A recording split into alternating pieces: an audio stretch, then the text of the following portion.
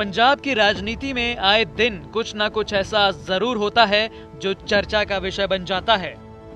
अब भी कुछ ऐसा ही हुआ।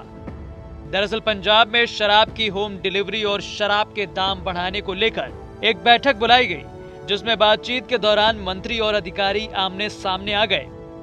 दरअसल सूबे के मुख्यमंत्री कैप्टन अमरिंदर सिंह ने कैबिनेट बैठक से पहले शनिवार सुबह 11 मंत्रियों और सीनियर आईएएस अधिकारियों को नई आबकारी नीति और शराब की बिक्री के मुद्दे पर आपस में मिलने और आम राय बनाने को कहा था।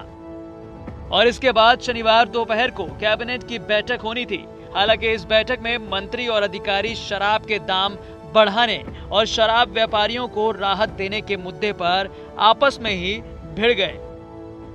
इस घटना के बाद शनिवार दोपहर को होने वाली कैबिनेट बैठक को स्थगित कर दिया गया और अब कैबिनेट की बैठक सोमवार को बुलाई गई है। सूत्रों के मुताबिक मंत्रियों और अधिकारियों की बैठक में कैबिनेट मंत्री मनप्रीत सिंह बादल और चरणजीत चन्नी की मुख्य सचिव करण अवतार के साथ शराब पॉलिसी को लेकर जमकर कहासुनी हुई। इसके बाद वित्त मंत्री मनप्रीत बादल मीटिंग को बीच में ही छोड़कर चले गए। इतना ही नहीं, इस बैठक में कैबिनेट मंत्री सुखजिंदर सिंह रंधावा की एक सीनियर आबकारी अधिकारी से भी कहासुनी हुई, जिसके बाद रंधावा भी मीटिंग छोड़कर चले गए। इस तरह मीटिंग में कोई भी फैसला नहीं हो सका और शनिवार को होने वाली कैबिनेट की बैठक को सोमवार तक स्थगित करना पड़ा।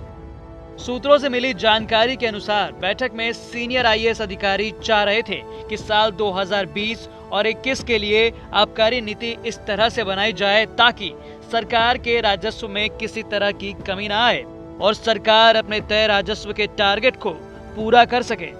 हालांकि मंत्रियों की दलील थी कि शराब के ठेकेदारों की हालत खस्ता है। पंजाब में ज्यादातर शराब का इस्तेमाल होटलों और शादियों में होता है, लेकिन होटल भी बंद हैं और किसी तरह के आयोजन और शादी फंक्शन भी नहीं हो रहे हैं।